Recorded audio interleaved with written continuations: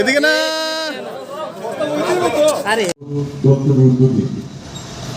কৃষকদের উন্নয়ন ন্যূনতম সহায়ক মূল্যে ধান ক্রয় করার কর্মসূচি। আমি প্রতিবারই এখানে রবি এবং খারিফ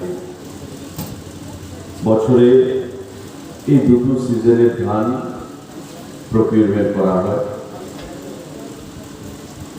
এবং প্রতিবারই আমার প্রচেষ্টা থাকে যে নিজে উপস্থিত থেকে এই কর্মসূচিতে কৃষকদেরকে উৎসাহ প্রদান করা। আপনারা জানেন যে আমাদের সরকার গঠিত হওয়ার পর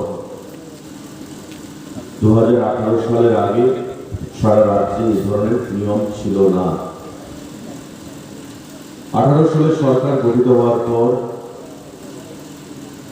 আমাদের যে প্রথম ক্যাবিনেট মিটিং,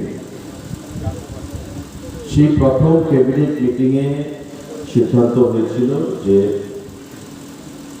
এমএসপিতে সাপোর্ট প্রাইসে খাদ্য দপ্তরের তরফ থেকে এবং কৃষি দপ্তরের সহযোগিতা ত্রিপুরা রাজ্যের কৃষকদের কাছ থেকে ধান ক্রয় করা হবে, যেটা ছিল একটা যুগান্তকারী সিদ্ধান্ত, যেটা মোদীজি আমাদের প্রধানমন্ত্রী স্বপ্ন দেখেছেন যে কৃষকদের আয়কে দ্বিগুণ করতে হবে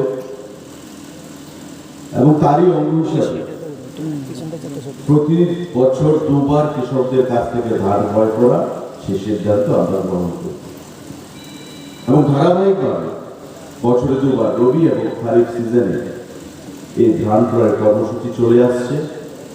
এবারও সেটা শুরু হয়েছে, আগামী দিনেও সেটা জারি থাকবে। গত 15 তারিখ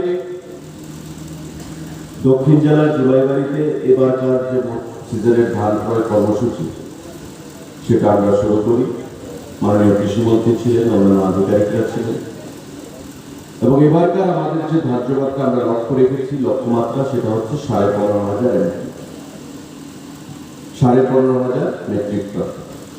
এখন পর্যন্ত আমাদের গতকালকে অবধি যে রিপোর্ট, প্রায় 6,600 উপরে মেট্রিক টনের উপরে ধান ক্রয় আমাদের সম্পূর্ণ হয়ে গেছে। আরো প্রায় আমাদের 20 দিন রয়েছে। 1 মাস ব্যাপী এই কর্মসূচি চলবে, জুলাই মাসের 15 তারিখ পর্যন্ত।